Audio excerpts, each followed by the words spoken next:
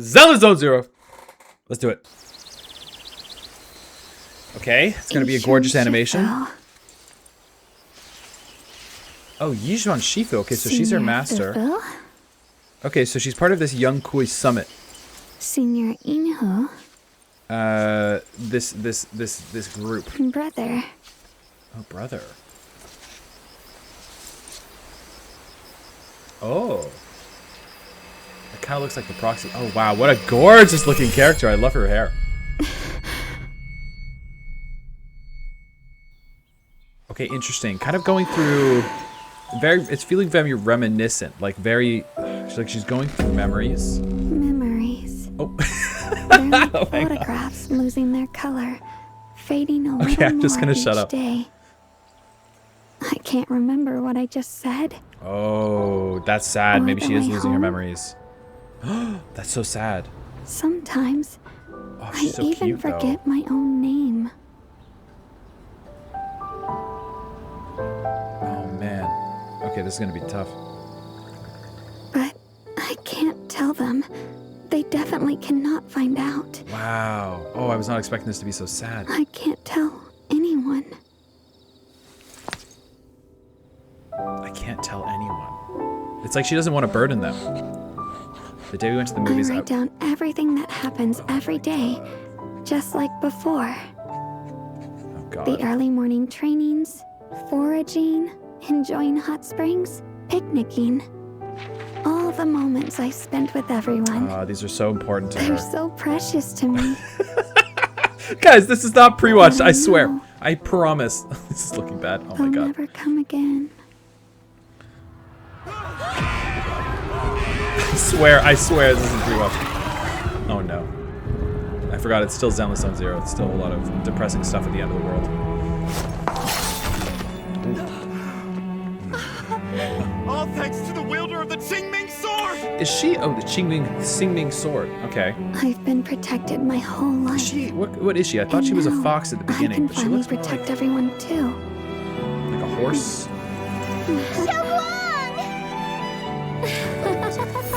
Still pretending. You know exactly what's going to happen if you keep this up. There has to be another way. Ooh, like another form. And the sword, and You a look to really the haven't sword. noticed. It's not just your memory. Your vision, hearing, sense of smell, taste, No. touch. Every one of your senses is slowly fading away. Oh. All for this needless sense of duty. Oh, this is Is it sad. really worth it? All for this needless sense of duty. Is it worth the sense of duty? That's interesting. My senses are fading away until Wow. death. And she feels like she can't. She feels like she can't tell anyone, even her closest friends. That must be very isolating.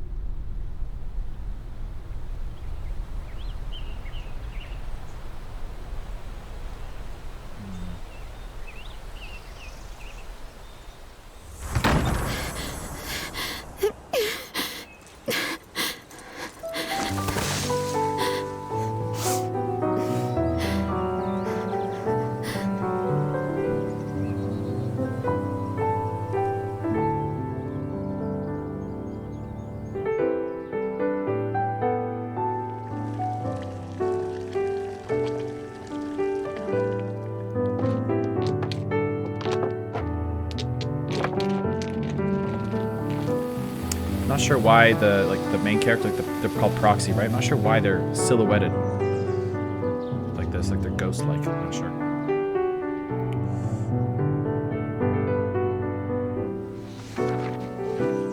Ooh, I want to know more about the sword. Very interesting. Brother, do you remember the song Mom used to sing to us when we were little?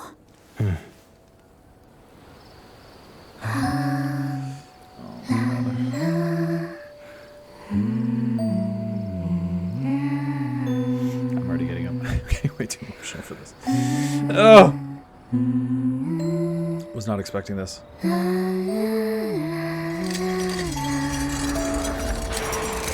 what a transition.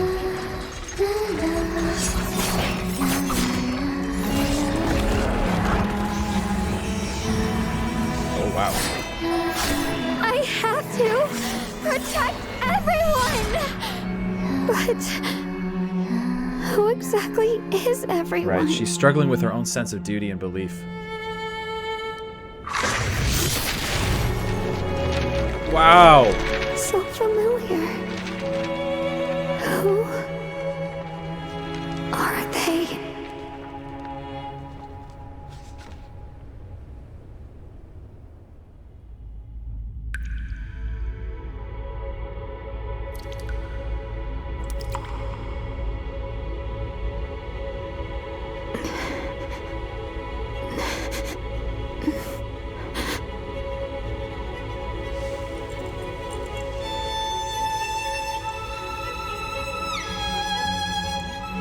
Faded photograph, like they mentioned in what she said at the very beginning.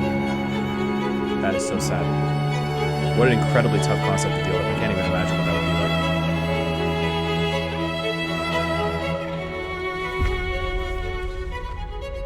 be like. Your mind is blank, and you remember nothing. What's the point of a sacrifice like this? It's okay. Very curious about this alter ego. I know.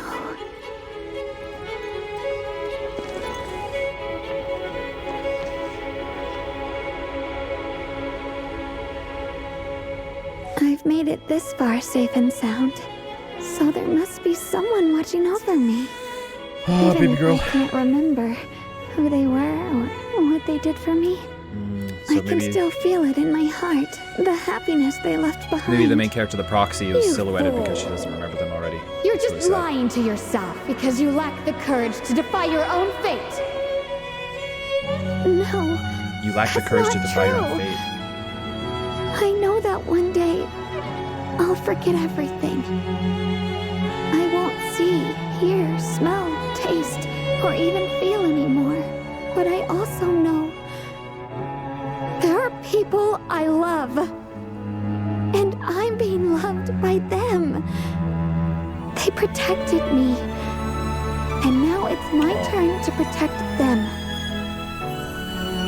That's why I'm willing to become the wielder of the Qingming sword, even if it costs me everything in the end. Wow, what a sacrifice. My don't voice is shaking, mind. sorry. No one's going to remember you, let alone thank you. Perhaps.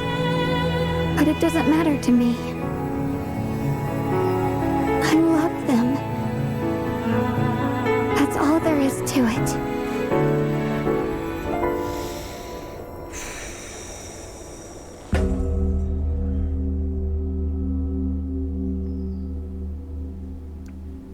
It's the same dream again. Xiaoguang, Wow. rise and shine! I'm up.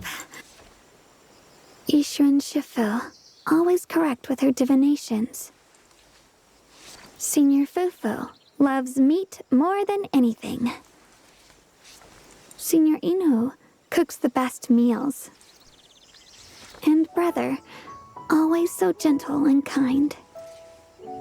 Yes.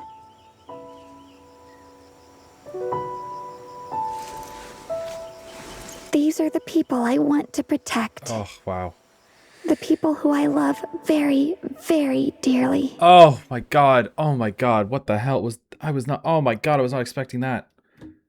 Jesus Christ, are you kidding me? Okay, a couple of really interesting things with this trailer. I'm noticing a theme of existentialism. We're learning about existentialism right now in Honkai Star Rail. We just played through the Penacony arc. And I didn't really understand a lot about it before Honkai Star Rail.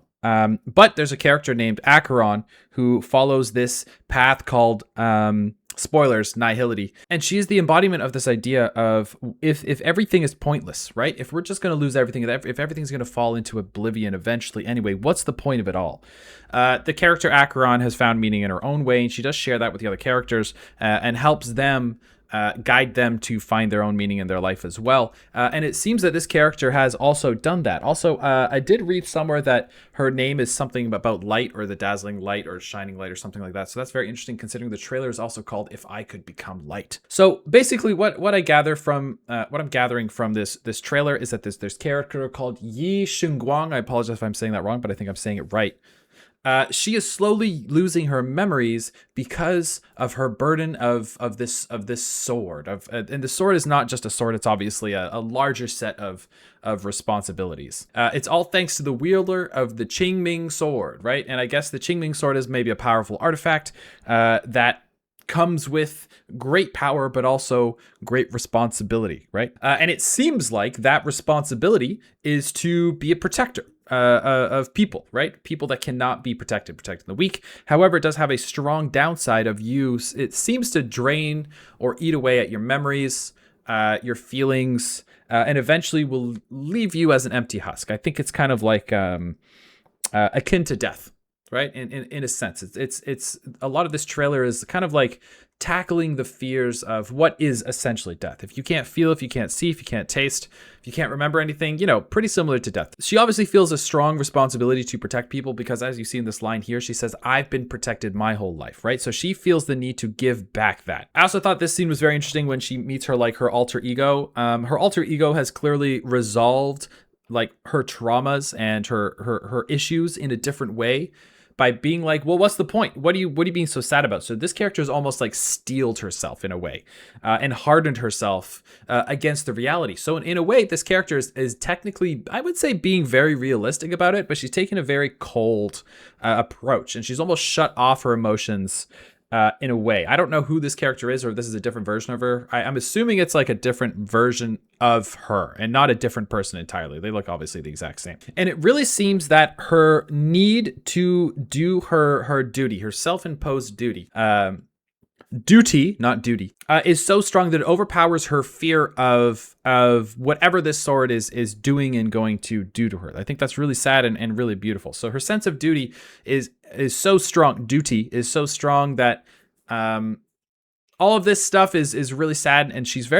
obviously sad and she's scared, but she's going to do it anyway. And I think that's really brave and admirable. Also, it's really cute that she's like writing everything down. She has a diary. She obviously, like at the beginning of the animation, you see that she holds all of these photos like very dear to her. These are her memories. When she wakes up every day, she doesn't know if her memory's going to be gone. And one day she's not going to recognize the people in these photos. And we hear an analogy of the photos fading, right? And then we see I think the main character, I think they're called the proxies. The photos of those are already faded. So maybe she's already lost her memory of the proxies. She's like, I don't know who you were, but my voice is getting shaky. I don't know who you were, but at one point I loved you. I know I loved you and I protected you. I can't. How am I going to finish this video? I'm getting choked up. That's really beautiful. She seems like a very soft and very sweet character, but also burdened with incredible power. This line is also interesting and sort of like really helps solidify what I'm thinking. She says, I've had a good life and I've been happy, so there must be someone watching over me. She's kind of saying like, I don't remember, I don't know who protected me or whatever, but I know someone did, and that's how I would want to feel.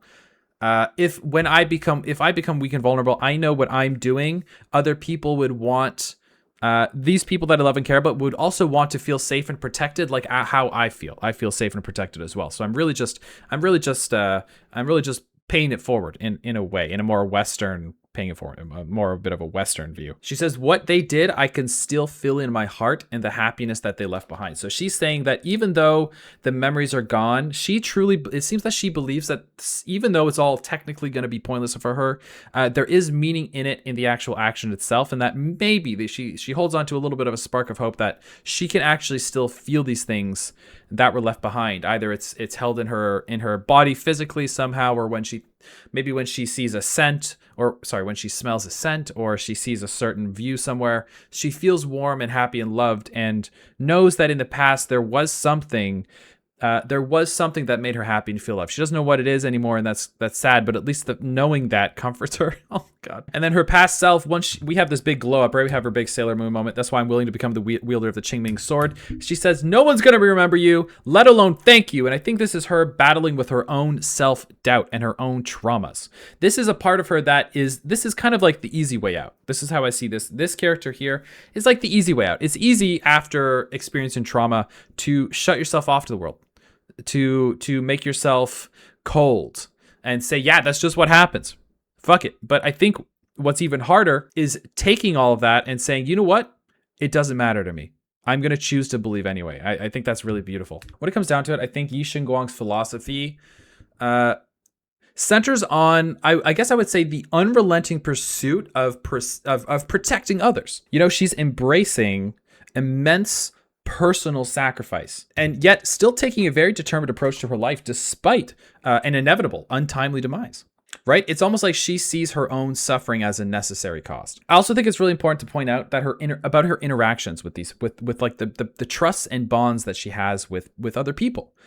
Her interactions seem to really emphasize the importance of these strong bonds and reliance among other people. It's almost like she desires for others to rely on her. And she believes that their way of life and how they're going to live their life is significantly influenced by their connections to one another, right? She thinks that the human connection is probably the most important thing. You know, I really do think that it would be very easy to develop a victim-like mentality when it comes to this whatever this Qingming sword is, right? Initially, once you claim this power, the moment you claim this power of this sword, I would assume you instantly become a victim. But what she is doing is she's almost like taking mastery over this. Also, a couple of scenes that are interesting. The sword is always around her. And it's just standing there almost of own accord. It's like no matter what you do, it's always there. The weight of it, the idea of it is always there. The fact that it's constantly sapping your life from you and there's no real escape from it. It really reminds me of like, this is really sad, but it kind of reminds me of like when you see a shooting star in the sky. It's burning up in the atmosphere, right? That piece from space that's coming in through the atmosphere is burning up, but to us it shines brightly for a brief moment. You know, I really see a character who refuses to let fate dampen her own spirit. She doesn't want to face oblivion, but she chooses to live her life exactly how she wants, probably until the final second. Anyway, wow, what a beautifully written character. I will definitely be playing the game to see how her storyline plays out. So make sure you check me out for that. Anyway, yeah, that's about it. Hope you enjoyed the video. I'll see you around.